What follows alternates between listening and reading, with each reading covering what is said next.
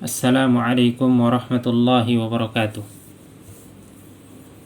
Alhamdulillah wassalatu wassalamu ala Rasulillah wa ala alihi wa sahbihi ajma'in.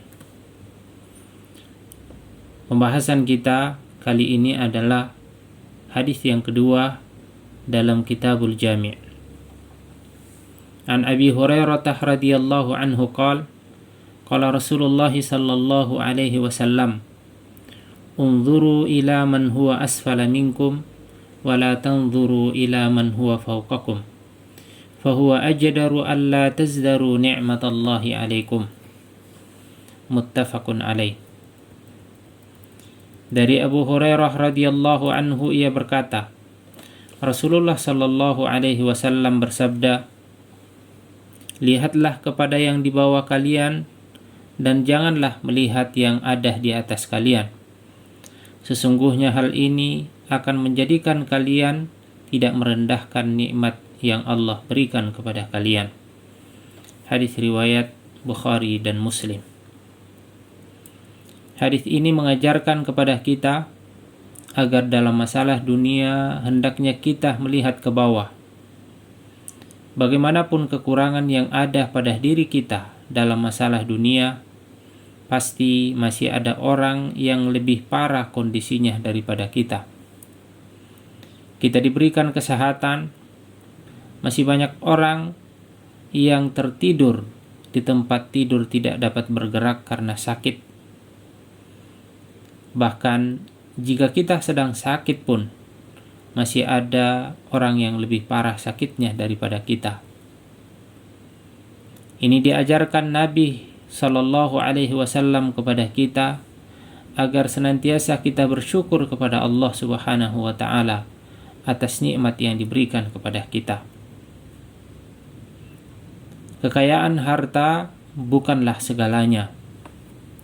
Sungguh kesehatan adalah kekayaan yang sangat bernilai dan mahal harganya, yang banyak diimpikan oleh orang-orang yang kaya harta, yang terkapar di rumah sakit. Namun kita sering lupa dengan nikmat kesehatan ini. Sebagaimana sabda Nabi sallallahu alaihi wasallam, ni'matani maghbunun fihima katsirun minan nas, as-sihhatu wal faragh. Dua kenikmatan yang banyak orang tertipu dan lalai di dalamnya, yaitu kesehatan dan waktu yang luang. Hadis riwayat Al-Bukhari. Keinginan terhadap dunia tidak akan pernah ada habisnya.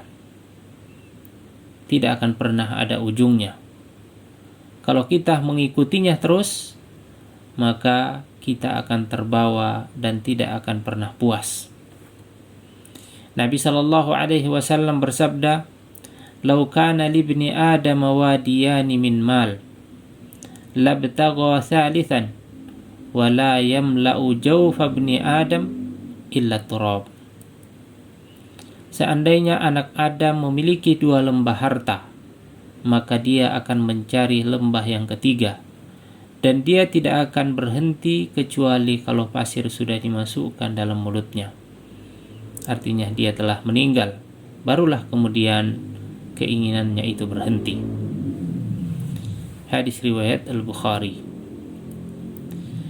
Kalau dalam soal dunia kita diperintahkan untuk melihat ke bawah, maka berbeda halnya dengan masalah akhirat. Dalam masalah akhirat, kita diperintahkan untuk melihat ke atas, agar kita bersemangat dalam beribadah kepada Allah Subhanahu wa ta'ala. Allah Subhanahu wa ta'ala berfirman, wa fi dzalika falyatanafasil mutanafisun. Dan untuk yang demikian itu, yaitu kenikmatan-kenikmatan surga, maka hendaknya orang-orang berlomba-lomba meraihnya. Surah Al-Mutaffifin ayat 26. Dalam masalah surga dan berbuat kebajikan, maka Allah menyuruh kita untuk berlomba-lomba. Sebagaimana firman Allah Subhanahu wa ta'ala, fastabiqul khairat. Berlomba-lombalah dalam kebaikan. Surah Al-Baqarah ayat 148. Kesimpulannya, hadis ini memerintahkan kepada kita untuk qanaah dalam masalah dunia dan dianjurkan untuk tidak cepat merasa puas dalam masalah akhirat. Jangan sampai justru sebaliknya.